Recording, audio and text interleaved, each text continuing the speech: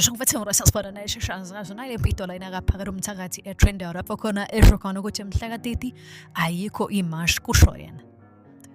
Bear in mind ukuthi lo mhla ka-30 wakhishwa uyena uphakela umthakathi ukuthi wayethi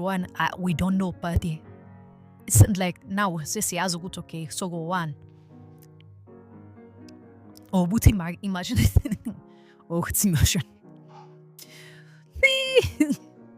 ukuthi imash ayikho. We madoda ngizozwa le video le iyatrend nabantu abaningi abanye baphendile insini ezinganza kwethu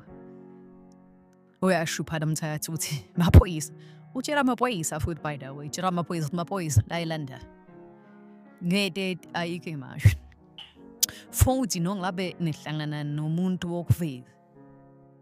ezihambela ngomthakathi nimnyene ningamenzeli ukuthi uzohamba kusho phela umthakathi ezinganza kwethu. Mina I understand lento le it's very tricky ezinganza kwethu cause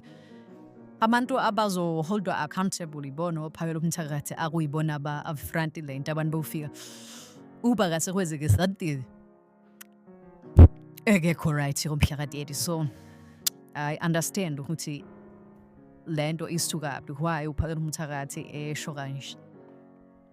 because nganzo siyabona abantu benzo izinto ezifani lapha which is very wrong esanza kwethu. Ngempela mhla 30 imashes umasha kuyilungelo lomuntu ngeke ngisho ukuthi abamashi okabangamashi but if bemasho ilungelo labo but eyokulimaza impahla nokuhlasela abantu yona esihambisana na but anyway nizwe le video akho umuntu ozomasha la ngomhla ka-30 ayikho maphoyisa ayikho imashi